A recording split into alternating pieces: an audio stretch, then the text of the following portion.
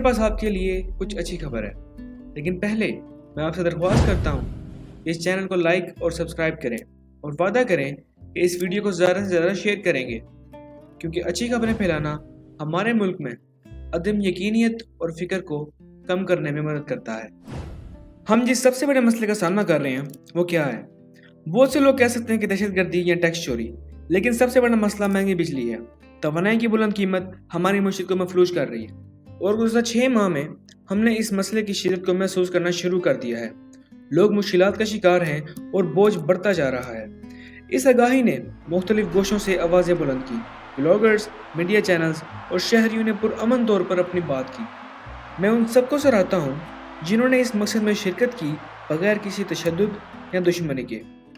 हुकूमत को इस मसले का सामना करना पड़ा और यहाँ अच्छी खबर है, 5 IPP मुआहदे मनसूख कर दिए गए हैं, जिससे हमारे निज़ाम से 2400 मेगावाट की कमी हुई है।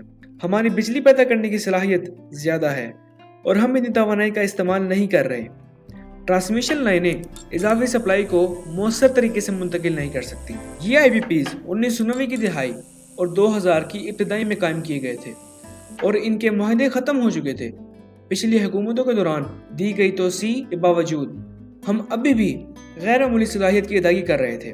मिसाल के तौर पर सिर्फ पिछले साल हमने एक IPP को 24 अरब रुपए दिए। हुकूमत ने एक बाख्तियार कमेटी तश्कील दी जिसने इन मुआहदों की मनसूखी में सहूलत फराहम की। पाकिस्तानी अवाम की मदद की है इन इदारों ने इन मुआहदों को ख़त्म करने में।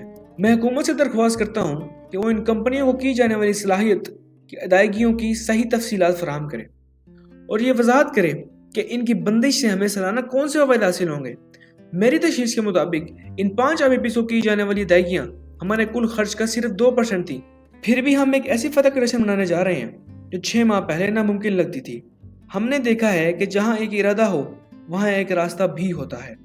आगे बढ़ते हुए हमें 2013 की तवानाई पॉलिसी के तहत कायम बिजली घरों से मुंसलिक बाकी 98% लागत का सामना करना होगा, जो तकरीबन 2 ट्रिलियन रुपए सालाना बनती है।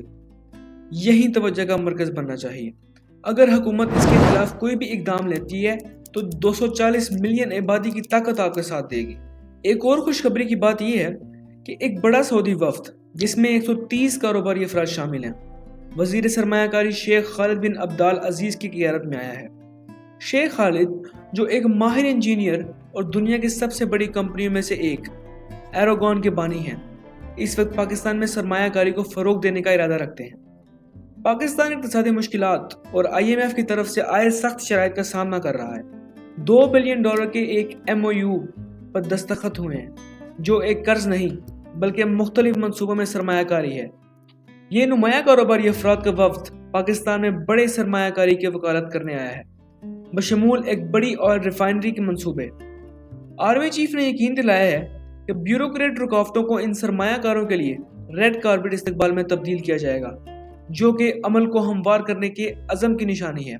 अगर ये $2 बिलियन का मंसूबा हमवार तरीके से आगे बढ़ता है तो ये सऊदी अरब की बड़ी फंड से मजीद सरमायाकारी की राह हमवार कर सकता है, जो पाकिस्तान के बहुत से इक़्तिसादी मसाइल को हल करने में मददगार साबित हो सकता है। हकीकी हल कर्जों में नहीं बल्कि कारोबार, सरमायाकारी और बुनियादी ढांचे की तरक्की में है।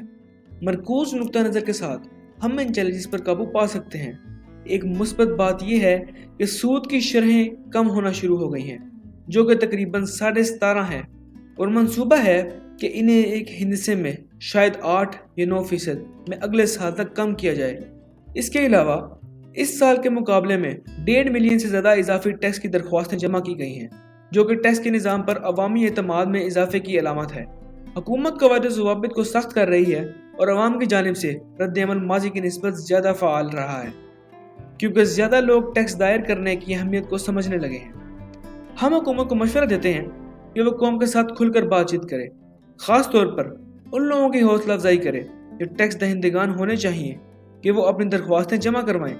मौजूदा टैक्स दहिंदगान पर तवज्जो मरकूज़ करें, ख़ास तौर पर तनख्वाहदार तबके पर, लेकिन ऐसी ज़्यादती से बचें जो मायूसी का बाइस बन सकती है। एक मुस्बत पेशरफ्त में गुज़श्ता 3 महीनों में पाकिस्तान और गैर मुल्की ज़र मुबादला की तरसीलात $7 बिलियन से तजावज़ कर गई हैं। हमें उम्मीद है कि अगले 2 से 6 माह में पाकिस्तान की कोई मनफी तरक्कियात का सामना नहीं करना पड़ेगा।